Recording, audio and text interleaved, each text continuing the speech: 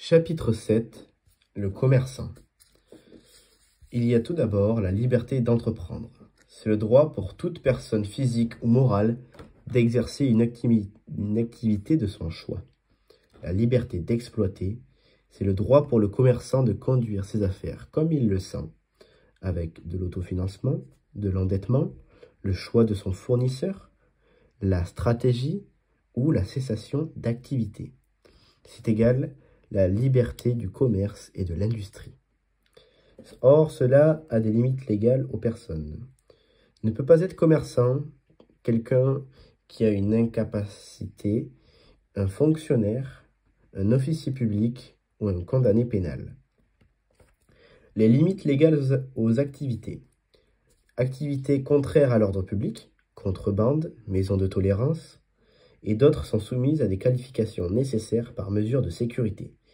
Réparation de véhicules. La clause de non-concurrence. Une des parties s'engage à ne pas exercer d'activité qui puisse faire concurrence à l'autre. Par exemple, ne pas se réinstaller dans une certaine zone de proximité de son ancien commerce pour récupérer sa clientèle. Les différents actes de commerce. L'acte de commerce par nature, ça peut être le négoce ou la distribution, les activités de transformation, les activités de service aussi. Le commerce par nature, c'est-à-dire qu'il est spéculatif, c'est qu'il recherche un bénéfice, c'est un système de distinction d'une activité civile et commerciale. La répétition, un acte de commerce isolé, un commercial indépendant de toute répétition. L'acte de commerce par la forme. La lettre de change, les sociétés commerciales, le cautionnement de dette, c'est un engagement de payer à la place d'un débiteur défaillant. Un acte de commerce par accessoire. L'acquisition d'un bien meuble ou immeuble qui ne rentre pas dans l'exercice professionnel, n'a pas pour but d'être vendu, mais utilisable à des fins professionnelles. Par exemple, un fleuriste qui achète un camion pour exposer ses plantes. Un acte mixte. Un commerçant conclut avec un non-commerçant. Pour le commerçant, c'est un acte de commerce. Et pour le non-commerçant, c'est un acte civil. La compétence judiciaire. Si le commerçant est demandeur, il pourra porter son litige devant le tribunal civil.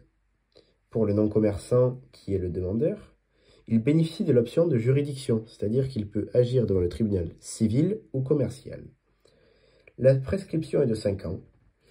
Il peut y avoir un recours à l'arbitre en cas de litige, mais ne peut pas être prévu dans les clauses du contrat. Le moyen de la preuve. Contre le commerçant, il y a la liberté de la preuve. Contre le non-commerçant, c'est une règle de droit civil. La rédaction d'un écrit est obligatoire au-delà de 1 500 €. La qualité de commerçant. Sont commerçants ceux qui exercent des actes de commerce et en font leur profession habituelle. Faire un acte de commerce, plus profession habituelle, plus indépendance. Attention, les actes de commerce par nature font de l'auteur un commerçant. La profession habituelle, c'est-à-dire faire de son activité commerciale sa profession habituelle, être exercée à titre principal.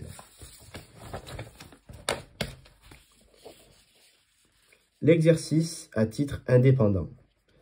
Détient la qualité de commerçant, celui qui court le risque de commerce et agit de façon indépendante. L'obligation du commerçant. Être immatriculé au RCS, registre du commerce et des sociétés. Être inscrit au RNE, registre national des entreprises. Il y a une prescription de 5 ans qui libère le débiteur du fait de l'inaction prolongée du créancier. Le règlement des litiges.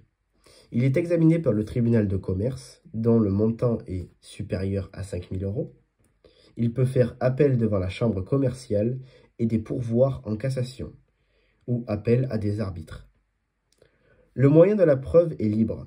Cela peut être un écrit, un témoignage, une présomption, pour favoriser la conclusion rapide du litige. La solidarité commerciale. C'est-à-dire que 3 débiteurs pour un créancier, Si il y a un impayé, le créancier peut choisir un des 3 débiteurs pour payer l'entièreté de la somme due dans le contrat. Et cette mention doit être inscrite dans le contrat pour qu'elle soit valide. Le principe de loyauté de la concurrence ne peut pas utiliser des moyens contestables ou déloyaux, c'est-à-dire en exemple le dénigrement, pour attirer la clientèle. Il doit respecter des usages commerciaux. L'action en concurrence déloyale. Cela veut dire qu'il y a une faute, un dommage et un lien de causalité à prouver. Il y a 4 sortes de concurrence déloyale. Le dénigrement, c'est une atteinte à la réputation ou au produit d'un concurrent. L'imitation, c'est la copie d'un produit non protégé par une marque ou un brevet. Le parasitisme, c'est le recours aux attributs d'un concurrent pour tromper le client.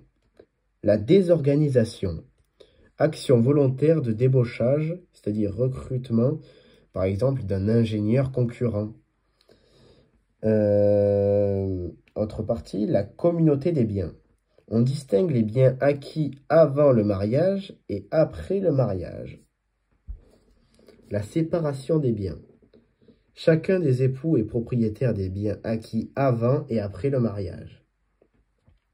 Un petit schéma que je vais vous exposer.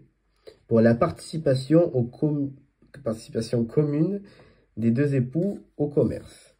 Il y a 3 types de statuts. Le conjoint salarié, c'est un contrat de travail entre époux. La participation à une activité commerciale à titre professionnel et habituel, plus un salaire. Le conjoint collaborateur, il est limité à 5 ans. Le conjoint n'effectue pas parallèlement une autre profession. Le conjoint associé, le statut est ouvert lorsque l'entreprise est considérée comme une société. Les PACS, le pacte civil de solidarité. C'est un contrat conclu entre 2 personnes physiques majeures de sexe différent ou de même sexe pour organiser leur vie commune, c'est-à-dire les actes authentiques sous signature privée. C'est un acte authentique sous signature privée. L'activité commerciale et la nationalité. Ressortissant de l'Union européenne. Alors, dispense de carte de séjour.